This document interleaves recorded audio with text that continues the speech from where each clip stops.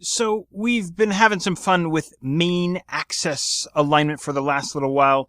We saw how we could align or space apart child flex items along the main flow axis.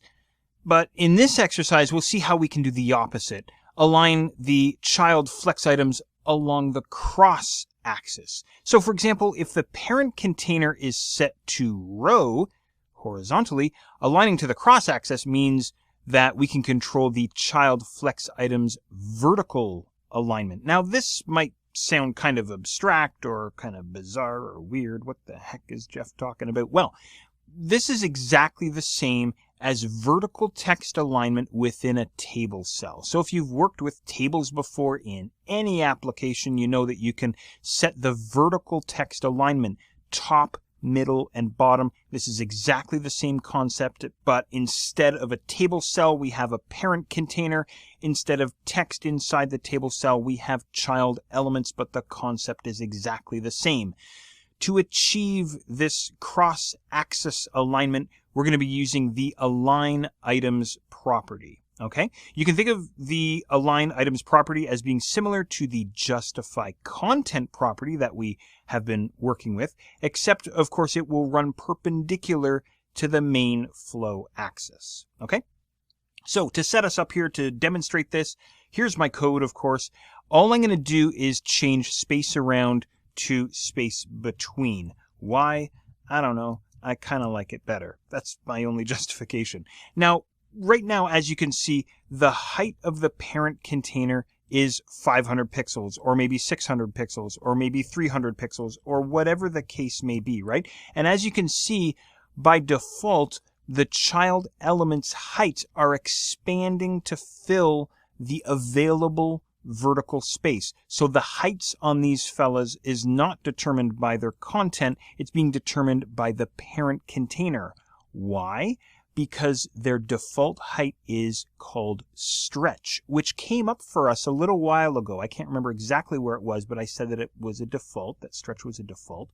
And it's actually the default here. This is where it starts to play in. So on my parent ID selector, what I'm going to do is I'm going to say, all right, I'm going to use align hyphen items, and I'm going to say stretch, just like this. And that's our default. So stretch is the default value for align items, the cross-axis alignment. So I refresh here. The main axis runs horizontal in my scenario here. The cross-axis is vertical. The default vertical spacing or alignment, or whatever you want to call it, is stretch, as we're seeing here. This default stretching behavior is really great for laying out web pages because it means we can build multi-column layouts where the columns will always be exactly the same height, something really tough to pull off in traditional web design. If a child flex item has a height applied to it, then that height is going to override the stretch. Do you want to see how that would play out? I'm going to grab one of my child items just arbitrarily. I'll grab number 5. I think that was the one I was just working with here. And I'm going to say height, like so, and I will say 100 pixels, just like this. Save and refresh, and now his height is overriding the stretch default, if that makes sense. Okay, and I'm going to leave this guy set to 100 pixels in height just to see how this all plays out. So that's stretch the default. Now, the other values that we can use, there's a whole bunch of them here. I'm going back to my code here, align items, not stretch this time, but the next one we'll do is flex-start. If I can get my pickle fingers to work. There we go. Flex-start. Go ahead and save your code and head back to the browser and reset, or refresh, I should say. And this is the result that we now get.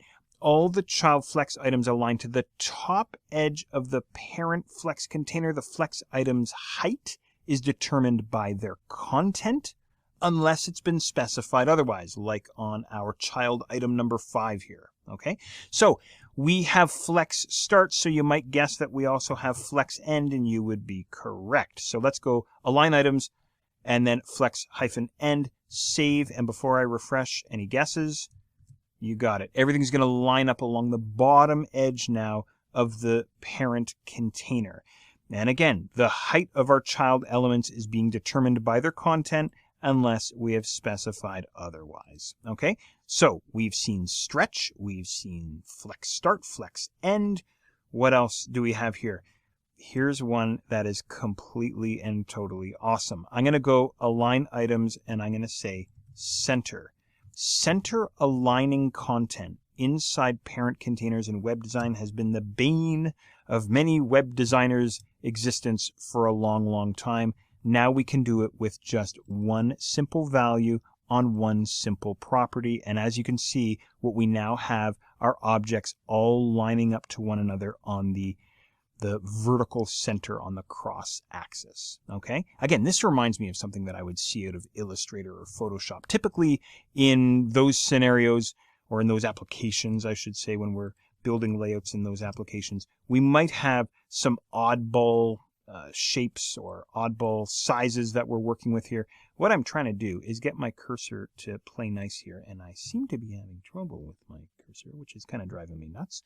But what I'm going to do here is just throw in a couple of oddball heights on a few random child elements that I have here, and I'll go and refresh, and as you can see, it doesn't matter how tall these guys are, they're always going to be perfectly center aligned, which is completely and totally awesome. Okay?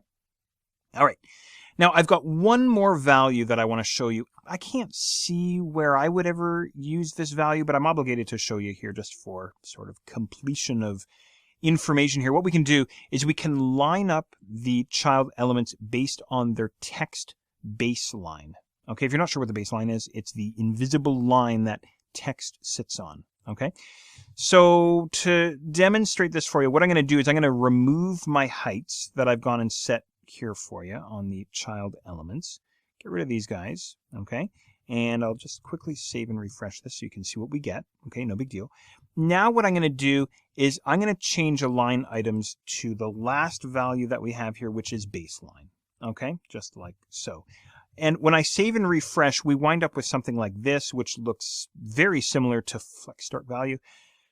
But what I can do is I can get back into my code and I can start monkeying with some of the text formatting. Perhaps if I cranked up the size of the text inside one of my child elements, it would better illustrate baseline. And that's exactly what I'm going to do. I'm going to use child number 5 one more time. He's our guinea pig here. What I'm going to do here is I'm just going to go font size, and I'm going to crank this way up, 75 pixels, something like this, right? And go and refresh.